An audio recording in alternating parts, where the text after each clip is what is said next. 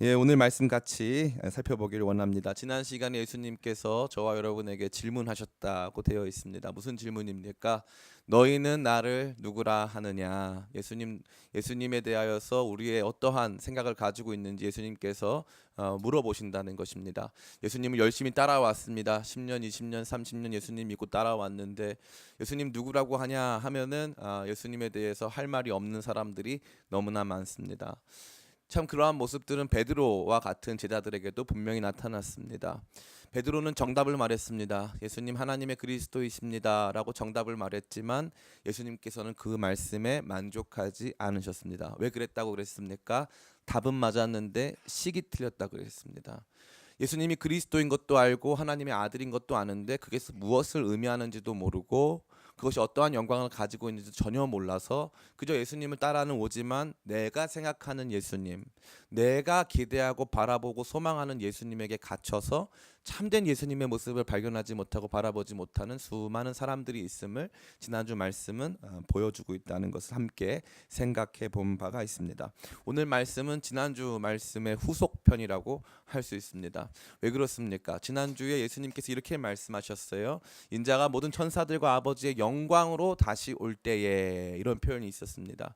왜 그렇습니까? 예수님께서는 지금 영광이 없으세요. 지금 이 상태에서는 예수님께서 제자들과 함께 계셨을 때는 누구도 예수님께서 그렇게 영광스러운 분이라는 것을 인식하지 못했습니다. 근데 그때 예수님께서 말씀하셨습니다. 예수님께서 다시 영광으로 오실 날이 있다 말씀하셨고, 그 다음에 여기에 서 있는 사람들 중에서도 그 영광을 볼 사람들이 있다고 말씀하신 것입니다. 그러면 예수님의 진짜 영광, 예수님의 진 면목이 무엇인가 하는 것을 오늘 이 본문의 말씀은 저와 여러분에게 보여주고 있다는 것입니다. 앞서 말씀드린 것과 같이 우리 교역자들이, 저와 여러분들이 봤을 때는 우리 교회에서 일하시는 분들 같아 보이지만 밖에서 인정받고 많은 사람들이 정말 존경할 만한 좋은 분인 것처럼 실상 예수님께서도 생각보다 더 영광스러우시고 생각보다 더 높고 영화로우신 분이시라는 것을 오늘 본문의 말씀은 너무나도 명확하게 보여주고 있다는 것입니다. 혹시 여러분들 가운데 예수님에 대한 시선이 막혀 있고 예수님에 대한 믿음이 현저히 낮아지신 분이 계시다면,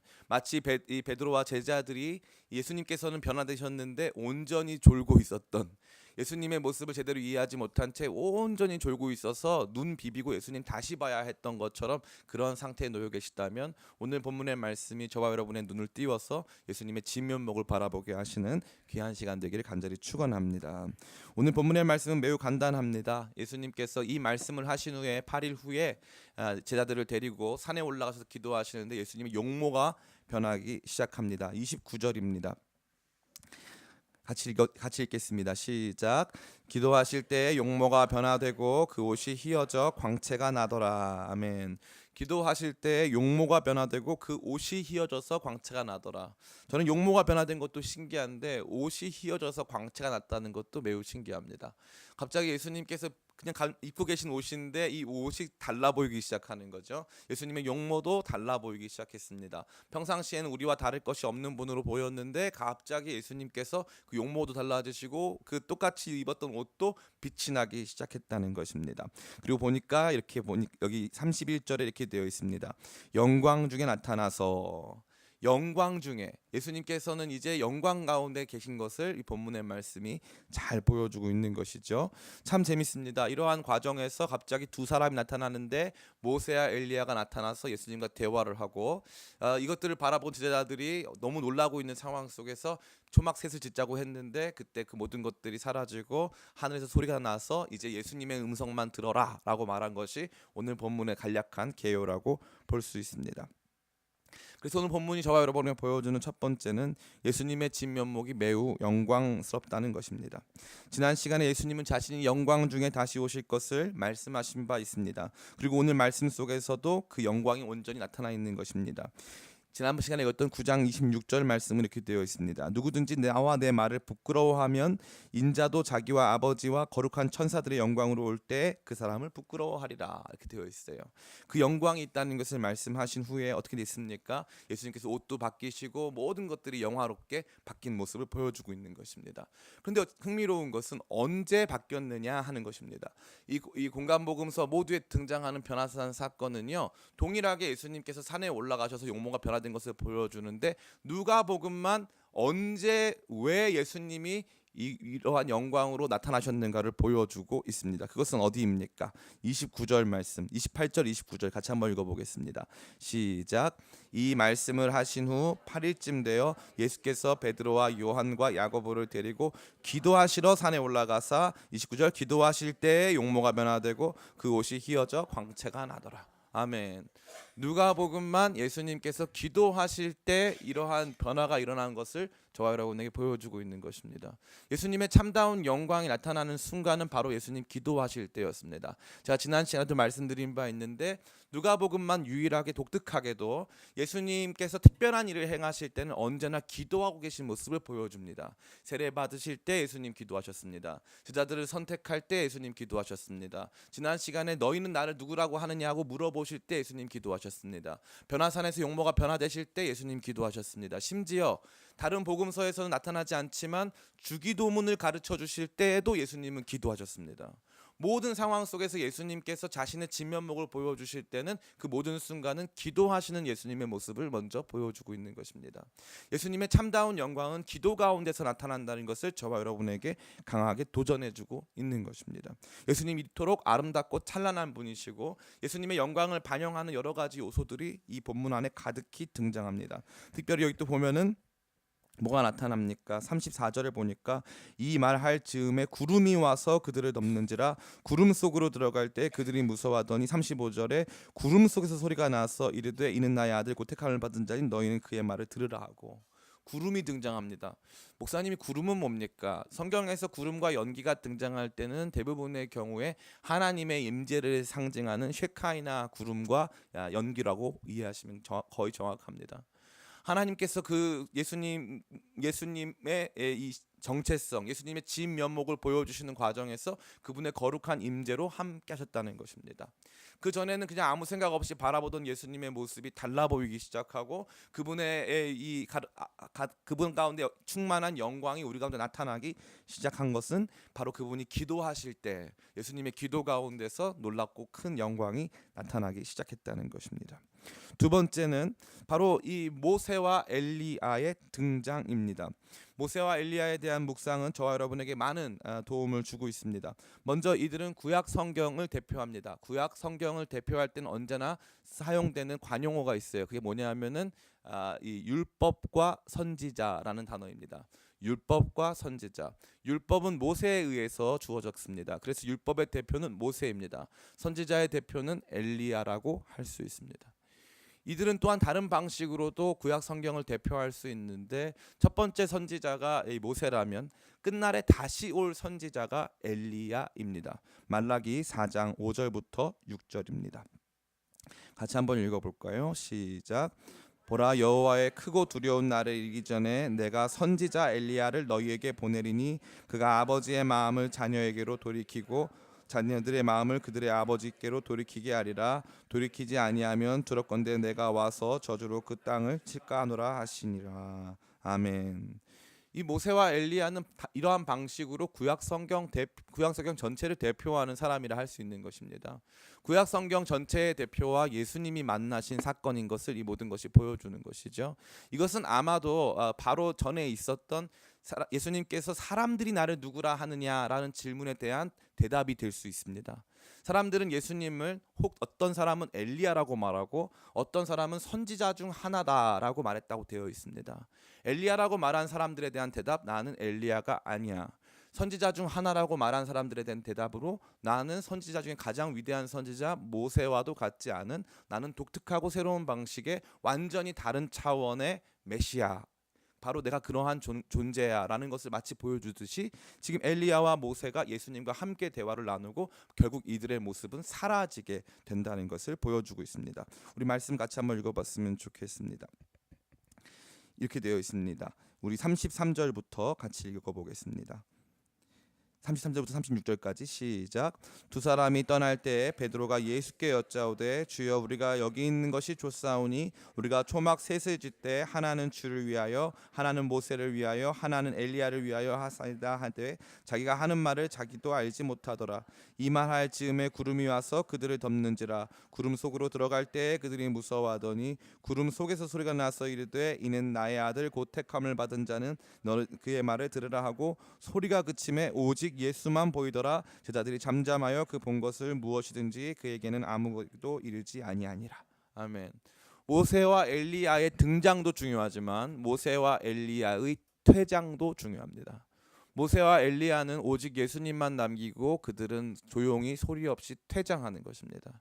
그렇기 때문에 예수님께서는 구약 성경의 대표라고 할 수 있는 율법과 선지자의 대표라 할 수 있는 모세와 엘리야와 대화하시지만 결국 그들은 예수님 앞에서 사라지고 오직 예수님만 보이게 될 것을 이 본문의 말씀은 강하게 보여주고 있는 것입니다.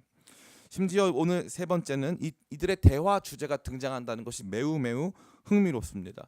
단순히 이 엘리야와 모세가 등장했다는 것은 마태복음, 마가복음에 공통적으로 등장합니다.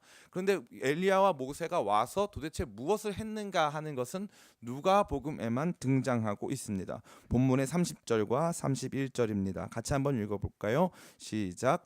문득 두 사람이 예수와 함께 말하니 이는 모세와 엘리야라. 영광 중에 나타나서 장차 예수께서 예루살렘에서 별세하실 것을 말하실세. 놀라운 것은 예루살렘에서 별세하실 것을 말했다라는 것입니다. 이것이 참 신기합니다. 장소까지 구체적으로 언급되어 있습니다. 예루살렘이라고 되어 있습니다. 그럼 별세가 뭡니까? 이게 중요한 내용 아닐까요? 예루살렘에서 우리는 상상 속으로 또 혹은 여러 가지 추측을 통해서 별세가 예수님께서 십자가 지실 것을 의미하는 것이다 라고 생각할 수 있습니다. 그러나 이 본문의 말씀은 더욱 명확하게 예수님의 십자가 사건, 예수님께서 예루살렘에 올라가서 당하실 여러 가지 일들이 어떠한 의미인가를 저와 여러분에게 보여주는데 이 별세는 헬라어로 엑소더스입니다. 엑소더스는 영어로 뭐라고 되어 있습니까? 출애굽이라고 되어 있습니다. 출애굽, 탈출이라고 되어 있습니다. 참 놀랍습니다. 이 모세가 바로 출애굽의 주인공 아니겠습니까? 이집트에서 400년 동안 종로를 타고 있던 이스라엘 백성 전체를 출애굽시킨 장본인이 모세인데 모세가 예수님과 함께 앞으로 예루살렘에서 일어날 새로운 차원의 출애굽에 대해서 말하고 있다는 것입니다. 그럼 이 출애굽은 무엇입니까? 바로 이것은 구원의 대출애굽입니다. 죄와 사망의 권세 아래 놓여 있던 저와 여러분들을 완전한 자유와 회복으로 이끌어 가시는 예수님의 출애굽, 예수님의 십자가와 부활 사건에 대해서 바로 모세와 엘리야가 대화를 나누고 있었다는 것입니다. 이것은 참 놀라운 것이 아닐 수 없습니다.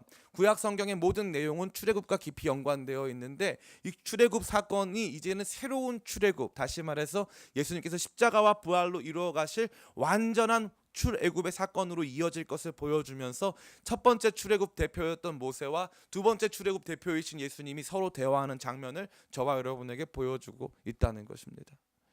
예수님의 놀랍고 위대하심은 단순히 예수님께서 스스로 우리의 죄를 대하여서 십자가를 지신 사건뿐만 아니라 그것을 통하여서 우리 모두를 죄와 사망의 권세 아래서부터 자유케 하신 위대한 사건이 된다는 것입니다. 이것을 오늘 본문의 말씀은 강하게 보여주고 있습니다. 마지막 네 번째로 제자들은 이러한 예수님에 대해서 전혀 이해하지 못하고 있음이 오늘 본문에 강하게 드러나 있습니다. 지난번 설교 때 예수님께 대하여서 정확한 답변을 했던 베드로는 이번에는 횡설수설하기 시작합니다. 33절 보니까 이렇게 되어 있어요. 두 사람이 떠날 때에 베드로가 예수께 여짜오되 주여 우리가 여기 있는 것이 좋사오니 우리가 초막 셋을 짓되 하나는 주를 위하여 하나는 모세를 위하여 하나는 엘리야를 위하여 하사이다 하되 자기가 하는 말을 자기도 알지 못하더라. 베드로 자기 자신이 하는 말을 자기도 알지 못할 뿐만 아니라 두 사람이 떠날 때라고 되어 있습니다. 마치 이것은 무엇 같냐 하면은 모세와 엘리야가 떠나지 않기를 바라는 마음을 가진 사람과 비슷하다는 것입니다.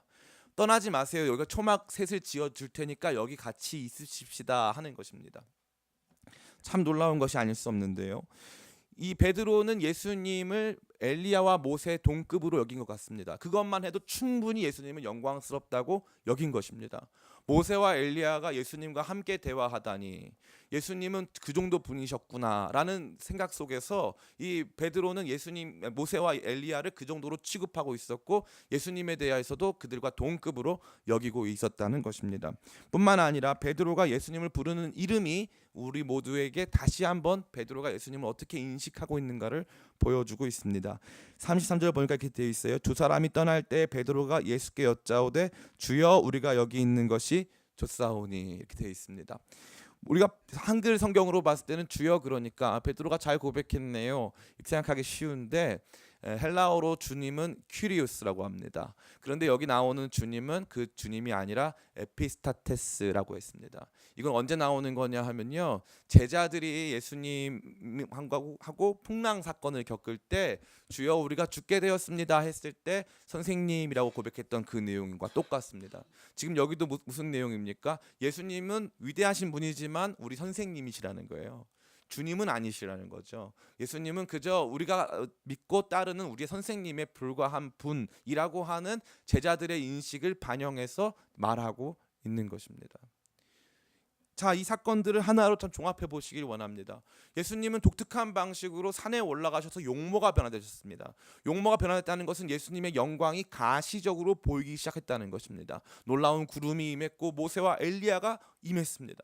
그러한 광경 속에서 제자들은 어떠한 모습을 보게 됐습니까? 제자들은 그러한 모습 속에서 놀라우시고 영광스러운 예수님을 보게 되셨습니다. 심지어 그 예수님은 출애굽 대표였던 모세와 이제 새로운 출애굽에 대해서 이야기하는 장면까지 보여주셨습니다. 그러나 그럼에도 불구하고 제자들은 그것을 온전히 이해하거나 받아들이지 못한 채 그저 그 모세와 엘리야가 남아있기를 바랬고 그저 이 산 안에서 영적인 이 엑스터시, 영적 황홀경에 머물기만을 원했다는 것입니다. 그런데 이 모든 것들은 예수님의 이 모든 이 정체성을 보여주는 이 모든 내용들은 결국 마지막 이야기로 귀결됩니다. 그것은 무엇입니까? 여기 보니까 이렇게 되어 있어요. 36절에 소리가 그침에 오직 예수만 보이더라. 제자들이 잠잠하여 그 본 것을 무엇이든지 그때에는 아무에게도 이르지 아니하니라. 아멘. 소리가 그침에 오직 예수만 보이더라. 그 소리는 어떤 소리였습니까? 35절에 구름 속에서 소리가 나서 이르되 이는 나의 아들 곧 택함을 받은 자니 너희는 그의 말을 들으라. 너희는 그의 말을 들으라 말씀하셨습니다. 그럼 이 말씀은 무엇일까요? 너희는 그의 말을 들으라. 그냥 하나님께서 너희는 그의 말을 들으라 이렇게 말씀하신 걸까요? 아닙니다. 신명기 18장 15절입니다. 우리 같이 한번 읽어봤으면 좋겠습니다. 신명기 18장 15절 시작. 내 하나님 여호와께서 너희 가운데 내 형제 중에서 너를 위하여 나와 같은 선지자 하나를 일으키시니 너희는 그의 말을 들을지니라. 아멘. 모세와 방불한 선지자를 우리 형제들 중에 한 사람을 일으킬 텐데 이제는 다른 선지자는 없고 그 선지자의 이야기만 들어야 할 것을 모세가 예언해주고 있는 것입니다. 그러니까 어떤 선지자죠? 마지막에 나타날 파이널 선지자, 마지막 선지자. 최종적인 가장 강력한 권위를 가지고 있는 더 이상 추가적인 선지자가 필요 없는 선지자가 예수님이라는 사실이 하나님의 거룩한 임재 속에서 강력하게 선포되고 있는 것입니다. 예수님의 말씀만 들어야 한다고 되어 있습니다. 심지어 가시적으로 그 모든 것들이 다 사라지고 오직 예수님만 보이는 모습을 통해서 저와 여러분 모두가 예수님에게 집중할 것을 오늘 본문의 말씀은 말해주고 있는 것입니다. 자, 매우 간단합니다. 우리가 봤을 때는 아무런 흠모할 부분이 없는 예수님의 모습, 우리가 봤을 때는 우리와 다를 것이 아무것도 없는 인간의 모습이신 예수님, 그러한 예수님을 어떻게 믿고 따라갈 것인가, 그 예수님에 대해서 우리가 어떤 생각을 가질 것인가, 그 예수님은 영광스러우신 분이시고 바로 모세와 엘리야로 대표되어지는 구약성경 전체의 완성자이시며 첫 번째 출애굽을 대신하는 두 번째 새로운 출애굽을 이끌어 가시는 바로 새로운 모세와 같은 분이시라는 것을 강하게 말씀해 줄 뿐만 아니라 마지막 선지자라는 것을 보여주고 있는 것입니다. 구약성경의 모든 완성은 바로 예수님 안에서 이러한 방식으로 나타나 있는 것입니다. 이것이 언제 이루어졌습니까? 예수님께서 기도하실 때. 기도는 이러한 영광을 보여주는 거룩한 통로가 되는 것입니다.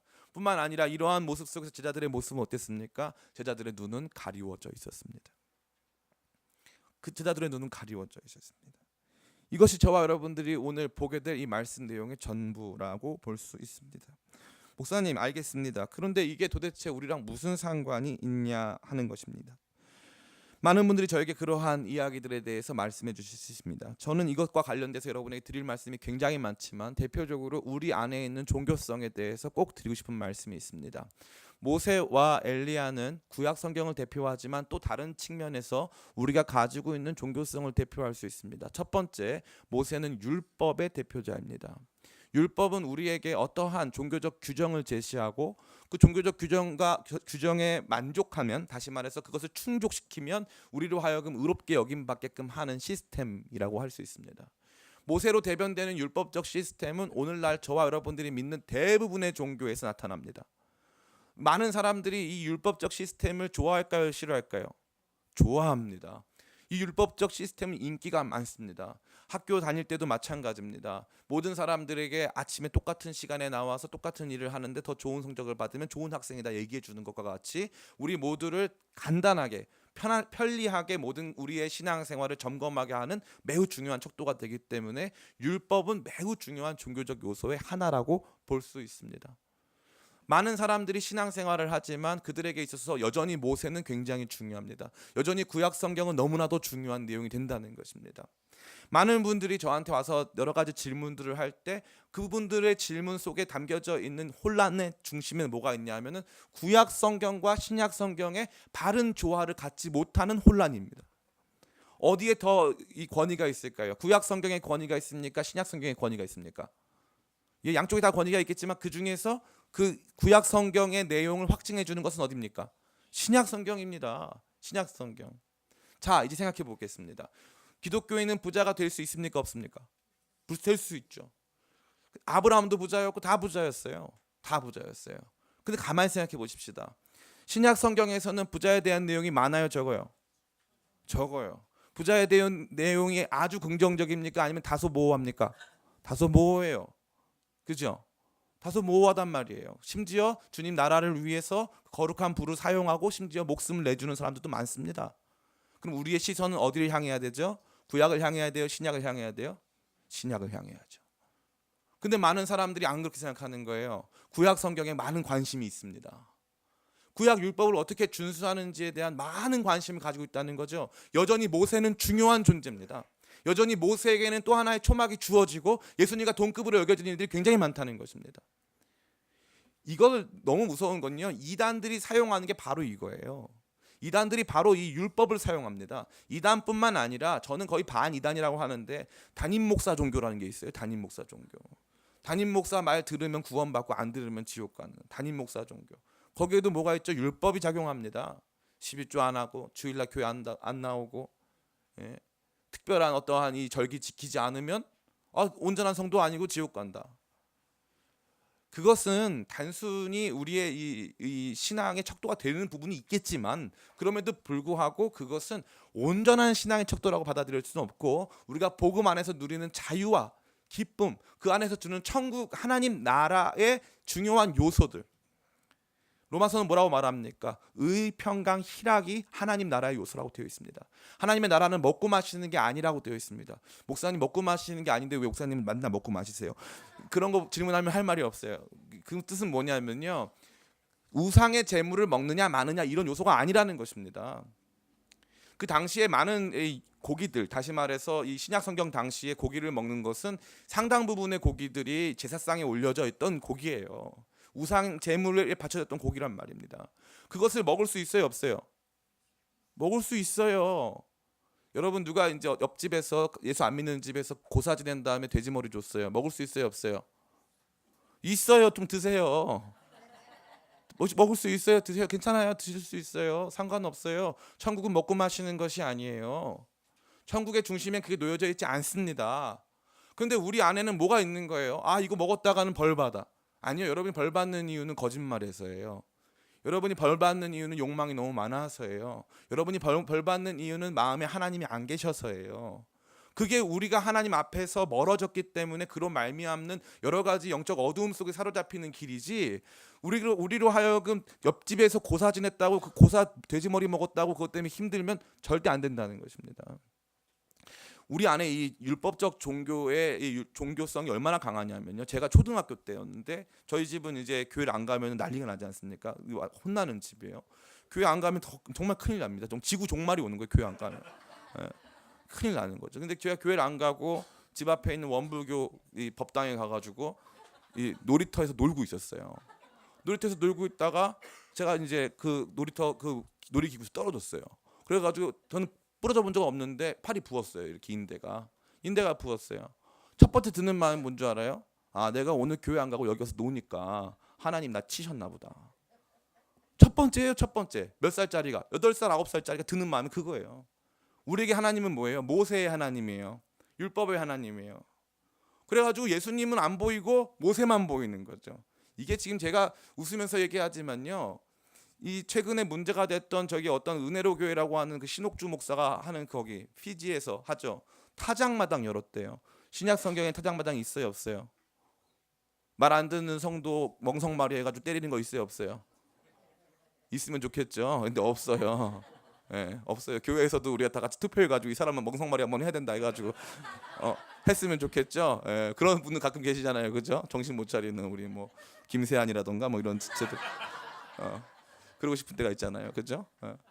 그런데 그런 건 없어요. 그런 거 없어요. 다 어디서 나온 거예요? 모세 율법을 다 예수님하고 동등하게 여기서 그런 거예요. 예수님은 율법의 완성자예요. 예수님 율법을 완성자예요. 예수님의 말이 훨씬 중요해요. 예수님의 말을 통해서 우리는 율법을 해석해내야 돼요.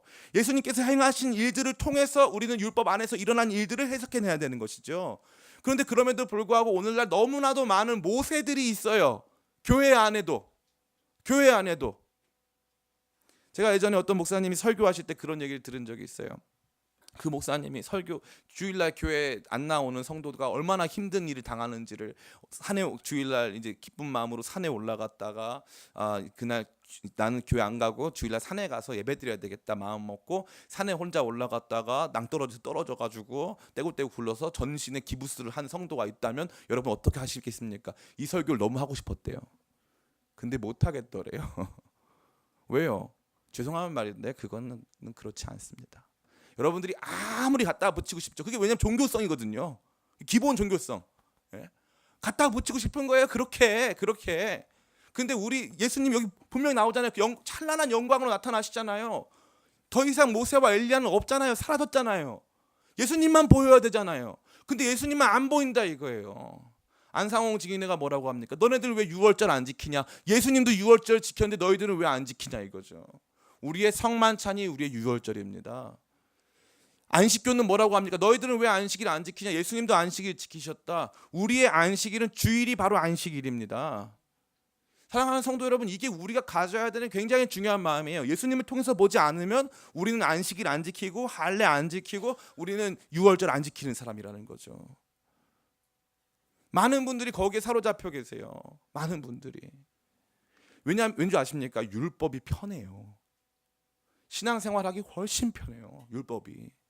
그런데 예수님께서는 뭐라고 하시는 거예요? 이제 율법의 시대가 아니라는 거예요. 모세의 시대가 아니라는 거예요. 모세를 위한 초막은 필요 없다는 거죠. 이제는 예수님의 말씀을 들으라고 말하고 있고 예수님만 보이는 시대가 도래했다는 거예요. 그래서 우리 교회 다니시는 우리 개신교회 다니는 우리 성도님들 안에서 이 예수님의 말씀에 대한 이해가 바라져야 되는데 예수님의 말씀을 별로 안 줘. 인기가 없어. 그럼 무슨 말씀 인기가 많을까요? 제가 아브라함 축복 얘기하면 아마 성도들이 많아질 거예요. 하고 싶네요. 요셉 얘기 제가 보니까요, 이게 그 유튜브 동영상 보니까 조회수가 다 다른데 요셉 얘기 막 이런 거 할 때는 조회수가 확 높아요. 예수님 얘기는 확 낮아져요. 왜요? 우리의 생각에 우리의 관념에 체계가 없어요. 그 체계의 중심에 예수님이 계셔야 되는데 예수님을 중심으로 한 체계가 없고 그저 내 안의 종교성이 나를 지배하고 있는 거예요. 엘리야는 뭘까요? 모세가 율법이라면 엘리야는 능력이라 할 수 있습니다. 엘리야는 엄청난 능력의 대표자입니다. 이 엘리야의 능력을 받기 원해서 엘리사는 엘리야의 능력의 2배를 원합니다. 너무나도 큰 능력이죠. 실제 엘리사가 그런 능력을 받긴 했지만 능력의 선지자의 대표는 엘리야라 할 수 있습니다.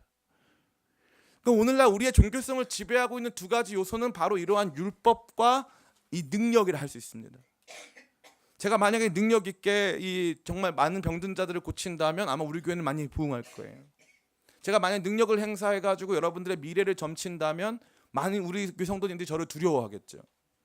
실제로 그렇게 하는 분들이 계세요, 안 계세요? 계세요. 실제로 그렇게 하는 분들이 계세요. 최근에 어떤 신문 기사가 있는데 최근에 신내림을 받은 박수무당이 찾아갔는데 이 박수무당에게 이제 찾아간 한 여인이 이 박수무당이 자신의 가족의 비밀 이야기까지 다 알고 있었기 때문에 이 박수무당이 하자는 대로 사로잡혀가지고 납치를 당해가지고 이 박수무당이 이 여성을 완전히 성폭행을 하고 하는데 칼로 막 허벅지를 찌르고 막 하는데 탈출을 한 거예요. 그래서 이 사람을 신고했더니 알고 봤더니 이 사람이 정말 수많은 사람을 이러한 모습으로 처참하게 만들고 있더라고요. 그 뭐죠? 능력이죠. 능력이 그렇게 무서운 거예요. 능력이라는 게. 신천지 가면 사람들이 신천지 가서 성경 말씀 잘 배워 성경 말씀 깨달았다 생각하죠. 신천지 가도 능력이 있어요. 능력 너무 좋아하지 마세요. 구약에 속한 거예요. 목사님 신약에는 능력 없으냐? 있긴 있는데 구약 성경과 같은 모습의 능력은 결코 아니라는 것입니다. 사랑하는 성도 여러분, 이 밸런스를 유지하는 게 너무나도 중요해요. 이 말씀 다 어디서 출발했다고 되어 있습니까? 예수님이 말씀하셨어요. 너희는 나를 누구라 하느냐? 예수님 그리스도시죠. 영광의 주님이십니다. 막 선포했단 말이죠. 그래서 이 문제도 해결하실 거고 나한테 복을 주실 거고 이렇게 저렇게 하실 것입니다. 예수님이 이렇게 말씀하세요. 내가 예루살렘에 올라가서 거기에서 고난받고 버림받고 죽임당한 다음에 3일 만에 부활할 거야. 그리고 무리들한테 이렇게 말씀하십니다. 누구든지 나를 따라오려거든 자기 십자가를 지고 나를 따라와야 한다. 그 길, 나를 그리스도라고 너희가 인정한다면 나를 따라오는 그 길은 험하고 힘든 길이 될 거야. 내 영광을 너희가 충분히 보지 못할 거야. 너희가 나를 부끄러워할 만한 일들이 있을 거야. 예수님 온전히 따라가기에 우리의 눈이 가리워져서 예수님의 영광을 보지 못했기 때문에 예수님으로만으로 만족하지 못하는 날이 온다는 거예요. 그리고 나서 기도하실 때에 그분의 영광스러운 면모를 보여주시고 예수님께서 어떠한 분이신지를 모세와 엘리야를 통해서 보여주시고 예수님의 말씀만 들으라고 다 했지만 많은 성도들은 그렇게 살지 못합니다. 이게 가장 비참한 거예요. 가장 비참한 거. 제가 28살 때 예수님을 다시 인격적으로 만나고 나서 첫 번째 제 마음에 들었던 게 뭔지 아세요? 우리 하나님은 좋으신 하나님. 좋으신 하나님. 우리 예수님은요, 좋으신 주님이세요. 그 어떤 것과 비교할 수 없는 내가 지켜야 할 모든 율법적 요구를 예수님께서 완성하시고 내가 당해야 할 여러 가지 심판과 저주의 내용들을 예수님께서 친히 담당하사 우리를 죄와 사망에서부터 구원하셔서 자유 주시고 그분 하나님의 아들 삼아 주시고 자녀 삼아 주시고 영원한 하늘나라 약속해 주신 그분은 좋으신 분. 이 좋으신 분이라고 하는 기본 질서 안에서 그 어떤 율법도 나를 흔들 수가 없고 그 어떤 능력도 나를 흔들 수가 없는 거예요. 전 옛날부터 그랬어요. 옛날에는요 목사님들 중에 장풍 쏘시는 목사님들이 많았어요. 장풍을 쏘면요, 이게 막 능력 있으신 분들은 그냥 뒤로 다 발라다 넘어져요. 신기하더라고요. 장풍 쏘시면 저는 그렇게 안 넘어가더라고요. 그러면 주변에 있던 분들이 저 믿음이 없다, 애가 좀 시니컬해가지고 정말 이렇게 뭐 잘 안 따라간다. 저는 흔들리지 않습니다. 흔들리지 않아요. 그때 안 넘어지길 참 잘했어요. 저는 흔들리지 않아요. 제 믿음이 흔들리질 않아요. 너무 감사해요. 왜요? 모세와 엘리야는 사라졌거든요. 모세와 엘리야는 사라졌거든요. 어떤 목사님이 능력 많으신 목사님이 여러분의 삶을 주관하려고 하거든 이렇게 말씀하세요. 모세와 엘리야는 사라지고 너희는 오직 예수 그리스도의 말을 들으라 말씀하셨기 때문에 나는 예수님의 말씀만 듣습니다. 모세는 사라졌습니다. 율법은 사라졌어요. 그럼 많은 사람이 생각해요. 목사님 율법이 사라졌으니까 율법이 폐해진 건가요? 아니요. 예수님이 율법을 완성하신 거예요. 목사님 엘리야가 사라졌기 때문에 이제는 능력이 없나요? 아니요. 예수 그리스도의 능력이 우리의 속사람부터 우리의 전인격을 바꾸세요. 진짜 능력, 진짜 율법이 예수 그리스도 안에서 참 복음으로 저와 여러분 가운데 주어졌기 때문에 복음의 능력이 저와 여러분을 사로잡고 그 안에서 예수 그리스도의 영광을 보게 한다는 것이죠. 많은 사람들이 이것을 보지 못한 채 신앙생활, 저는 제일 그게 안타까운 거예요. 제일 안타까운 거죠. 예수님은 질문하시는 거예요. 너희 나 누구라 하느냐? 예수님 저 그거 모르겠고요. 이 문제 해결해 주시고 저 문제 해결해 주시고 제가 혹시 이런 잘못을 저지르진 않았나요? 저런 잘못을 저지르진 않았나요? 이 잘못 안 저지르게 해주시고 저 잘못 안 저지르게 해주세요. 저는 그것을 부정의 방법이라고 합니다. 부정의 방법. 뭐냐면은 죄를 안 짓는 성도. 이건 부정의 방법이고 율법적 방법이에요. 그럼 뭐가 좋은 방법입니까? 죄에 대한 문제는 주님 손에 의탁드리고 의를 행하는 성도가 진짜 복음적 성도라 할 수 있습니다. 의를 행하는 삶은 그 자체로 구약 율법을 성취하는 삶입니다. 그래서 의를 행한다는 것은 한마디로 이거예요. 과거에는 살인하지 말라, 이웃 사람의 것을 탐내지 말라 하는 율법이 지배했다면 이제는 너희가 서로 사랑하라. 내가 너희를 사랑한 것 같이 서로 사랑하라. 그럼 우리의 관심은 내가 누구의 것을 얼만큼 탐내느냐가 아니라 내가 누구를 위해서 내 목숨을 주어 얼만큼 그를 사랑하느냐에 관심이 놓여지게 된다는 것입니다. 이것이 복음이 저와 여러분에게 제시하시고 보여주시는 신앙의 내용이 되는 것입니다. 근데 많은 성도들이 여전히 과거에 속해 있던 종교성, 구약적인 율법과 구약적인 능력에 사로잡혀서 그 구약 율법과 능력을 제시하는 사람들 앞에서는 두려워해요. 근데 복음을 전하는 사람들은 두려워하지 않습니다. 왜 그렇습니까? 제자들과 같이 그들의 눈이 어두워졌고 예수님과 함께 있는 동안 예수님은 기도하실 때에 제자들은 온전히 졸고 있었기 때문에 그렇습니다. 저는 성경 보면서 한참 웃었어요. 온전히 졸다. 굉장히 독특한 표현이에요. 온전히 자는 것도 아니고 조는 것도 아닌, 어떻게 하면 온전히 졸 수 있을까? 이 생각을 많이 했어요.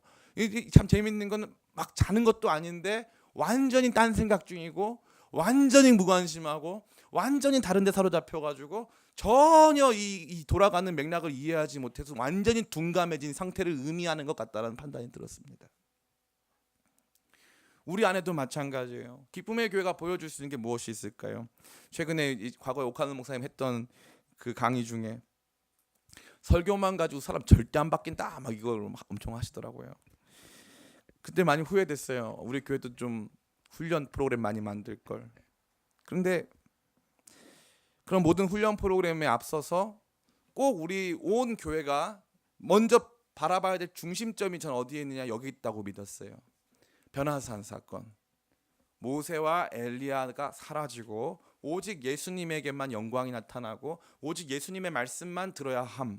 예수님의 말씀을 통해서 모세와 엘리야가 해석되고 예수님의 말씀을 통해서 온전히 하나님의 뜻이 우리 가운데 이루어지는 것을 함께 목도하는 것, 그것이 우리가 바라봐야 될 가장 중요한 것이 아닌가라는 생각을 하게 됐습니다. 많은 분들이 질문하실 거예요. 목사님, 저도 이거 보고 싶어요. 저도 알고 싶어요.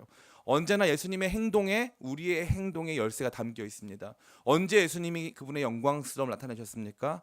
기도하실 때. 그러니까 우리가 언제 이것들을 제대로 볼 수 있습니까? 우리가 이 말씀 붙들고 기도할 때. 주님, 저도 알고 싶어요. 예수님의 영광 알고 싶어요. 예수님의 능력 알고 싶어요. 그래서 어떤 목사가 와가지고 이거 헌금 안 하면 너 어떻게 된다? 이거 안 지키면 이거 어떻게 된다? 내가 나한테 기도 받으면 이거 문제 해결 받는다? 이딴 말 들을 때 나는 예수님의 영광을 보았고 모세와 엘리야는 구름 속 저편으로 사라져 버렸기에 오직 예수님만이 전부라고 담대하게 말할 수 있는 신앙이 우리 가운데 있는가를 스스로 확증할 수 있을 만큼 그러한 믿음이 되기 위해서는 무엇 해야 된다? 기도해야 된다는 거죠.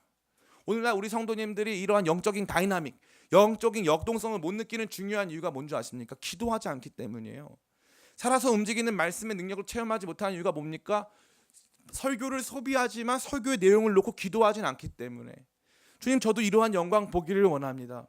제자들이 언제 영광을 보았습니까? 누가복음의 저자가 누가인데 사도행전의 저자도 누가입니다. 제자들이 사도로 바뀌는 순간, 제자들이 예수님의 영광을 강력하게 증거하기 시작하고 예수님의 영광에 대해서는 뒤로 물러서지 않고 많은 사람들 앞에서 담대히 증언할 수 있었던 순간은 바로 성령이 충만할 때고, 성령 충만은 언제나 기도와 관련되어 등장합니다. 기도함 가운데 성령의 충만을 받아 예수님의 영광을 보며 살아가는 사람들, 그것이 바로 저와 여러분들의 삶이 되어야 하는 것 아니겠습니까? 오늘날 우리에게 주어져 있는 이 신앙의 내용들은 다 도외시한 채 우리의 이 죄된 본성 안에 자리 잡은 종교성에 이끌려서 그저 율법적인 내용들, 남들의 능력에 사로잡혀가지고 저 사람은 능력 있는 사람이고 율법이 나에게 이렇게 말을 하고 있으니 율법을 지켜내는 것이 복음이고 저 능력을 따라가는 것이 내게 복이다. 착각 중에 착각입니다. 반드시 열매로 알게 되어 있습니다. 반드시 열매로 나타납니다. 지금 매스컴을 뜨겁게 달구는 만민중앙 선교교회 이재록 목사라는 사람이 있습니다. 이 이재록 목사라고 하는 사람 보면요, 기가 막혀요. 기가 막혀. 지금 이 구속되어 있습니다. 근데 그 사모라는 사람이 지금 이 남아있는 성도들에게 뭐라고 말하냐면, 이재록 목사가 보혜사기 때문에 이재록 목사가 없어도 11조 생활을 계속해야 된다는 거예요. 11조 생활을 계속해야 된다고. 수십만 명이 한두 명이 아니고요, 수십만 명이. 신천지에도 수십만 명이, 안상홍 증인회에도 수십만 명이. 안상홍 증인의 특기가 뭐냐면은 교회 건물 뺏기예요. 교회 건물이 경매로 나오면 그걸 사버립니다. 부럽더라고요. 제가 좀 율법적으로 해볼까? 좀 능력을 한번 연마해볼까? 오직 예수만 보이더라. 오직 예수만 보이더라. 이게 우리 기쁨의 교회 신앙입니다. 오직 예수만 보이더라. 우리의 모든 고민과 모든 갈등과 모든 생각들을 하나로 규합하여 기도하는 가운데 호련히 나타나신 예수님의 영광을 바라보고, 오직 너희는 나의 택한 나의 아들 그의 음성만 들어라 하시는 그 하늘의 음성을 듣고, 예수님께서 이제 마지막 선지자가 되셔서 우리에게 증거해 주시고 우리에게 이끌어 가시는 그 방향, 우리를 위해서 이루어 가실 대출애굽의 역사, 예루살렘에서 별세하실 것을 말씀하실세, 우리를 위해서 이루실 십자가와 부활을 통해서 이루어 가시는 대출애굽의 역사에 참여하게 된 그러한 내용을 마음에 품고 살아갈 때, 우리 성도들은요, 그 어떤 사람이 와서 율법으로 흔들어도 흔들리지가 않고, 그 어떤 사람이 와서 능력으로 흔들려도 흔들리지가 않는 참된 복음의 역사 안에서 단단하게 서 있는 저와 여러분 다 되기를 간절히 축원합니다. 누구도 흔들 수 없는 신앙, 누구도 흔들 수 없는 신앙, 오직 십자가와 부활로 말미암아 거듭나 예수님만을 우리의 마지막 메시아, 마지막 선지자로 여기고 예수님께서 가시는 그 길만 따라가는 진짜 참된 신자의 길이 우리 기쁨의 교회가 가는 길이 되길 간절히 바라고, 그 모든 길 속에서 참된 영광을 날마다 확인하는 저와 여러분 다 되시기를 예수님의 이름으로 축원합니다. 우리 같이 기도하기 원합니다. 주님, 제가 주님을 어떻게 고백하고 있습니까? 율법에 사로잡혀서, 또 능력에 사로잡혀서 그저 능력이 있으면 대단한 줄 알고 율법이면 무서운 줄 알아서 복음의 내용과 예수 그리스도의 영광을 모른 채 살아가는 그러한